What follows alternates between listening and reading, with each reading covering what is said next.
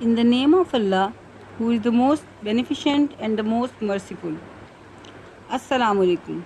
What are idioms?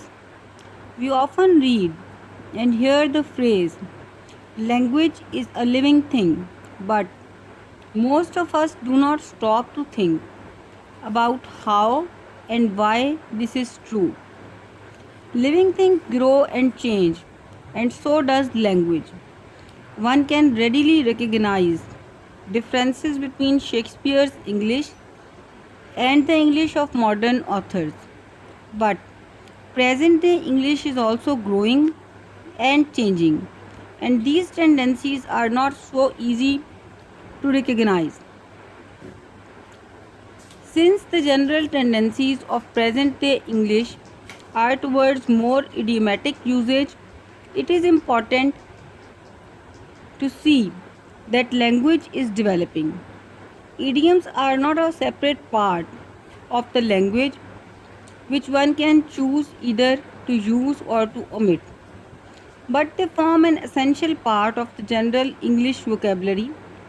A description of how the vocabulary of language is growing and changing will help to place idioms in perspective. One does not need to be a language expert to realize that the vocabulary of a language grows continually with new developments in English. New ideas must have new labels to name them.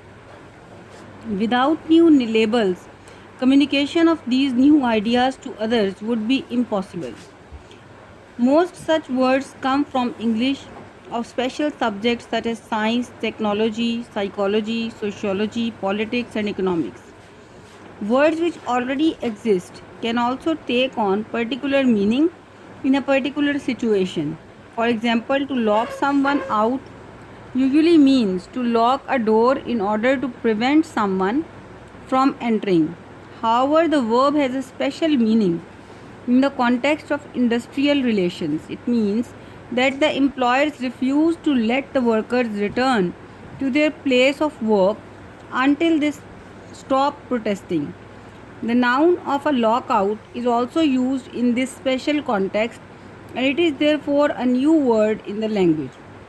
Similar words are to sit in, a sit in, to walk out, a walk out, where the verbs take a new meaning in the context of industrial strike and protest, and where the nouns are only used in this context, thus becoming new words.